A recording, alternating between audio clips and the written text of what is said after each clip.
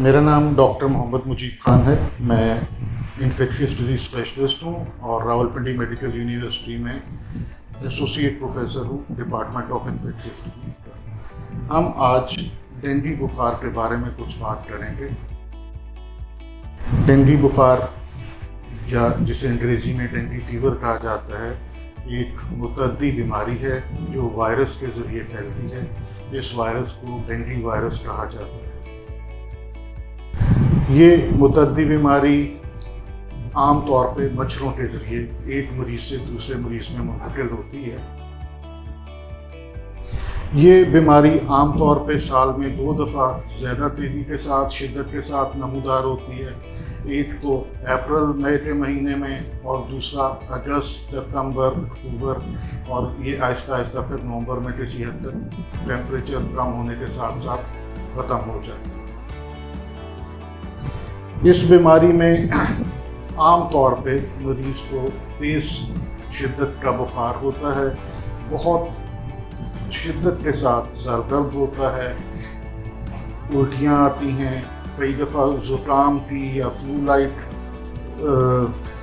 Symptoms आते हैं, रीढ़ की हड्डी में शदीद दर्द होती है और मरीज़ बहुत लागर हो जाता है। और अगर टाइमली मरीज़ को मैनेज ना किया जाए, मरीज़ टाइमली अद्वियात ना ले, तो खुदा ना खास्ता ये बीमारी जानलेवा भी साबित हो सकती है। इस वजह से इससे बचना सबसे आसान है, बचना सबसे बेहतर है। इसीलिए जैसा मैंने कहा कि prevention is better than cure. तो बचना हमने किससे है? बचना सिर्फ इस चीज़ से है कि हमें एडीज एजिप्टियाई मच्छर जो है वो बाइट ना कर सके।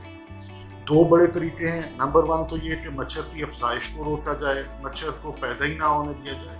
ये मच्छर साफ पानी का मच्छर कहलाता है, बहते पानी का मच्छर कहलाता है। ये घर के अंदर जो आम पानी आपका पड़ा होता है, इवन गुस्ल खाने में बाल्टी पड़ी हुई है और 2-3 दिन बाल्टी का पानी वहाँ से चेंज नहीं हुआ, तो ये मच्छर का लार्वा उसमें भी पैदा होना शुरू होता है।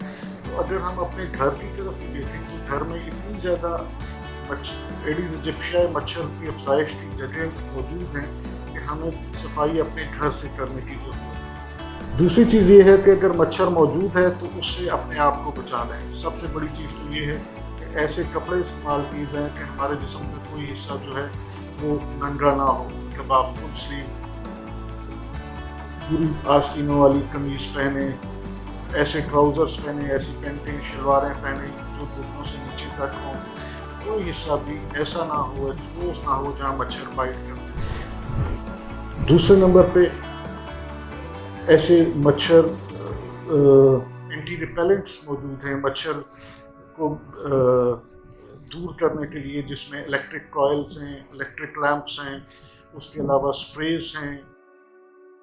अगर हमें डेंगू बुखार हो जाए तो ये याद रखना चाहिए कि उसकी कुछ खतरे की अलामात हैं जो हर आदमी को मालूम होनी चाहिए। मिसाल के तौर पे अगर कोई आदमी 3-4 दिन से बुखार में है और वो बेहतर नहीं हो रहा, उसको शदीद बुखार हो रहा है, मुसलसल उल्टियाँ आ रही हैं, पेट में बहुत शदीद दर्द हो रहा है, या उसका पेशाब जो है उसमें कमी होना शुरू हो गई है, या उसका सांस फूलना शुरू हो गया है, या बहुत ज़्यादा बेचैनी हो रही है, और अगर मरीज़ खुद समझ रहा है कि मैं बेहतर नहीं हूँ, तो ये बहुत ज़रूरी है कि वो टाइमली डॉक्टर के पास, और डॉक्टर से मुराद मेरी है मुस्लिम डॉक्टर के पास, या अपनी किसी भी करीबी हेल्थ सेंटर के अंदर जाए और फौरी तौर पर रिपोर्ट करे।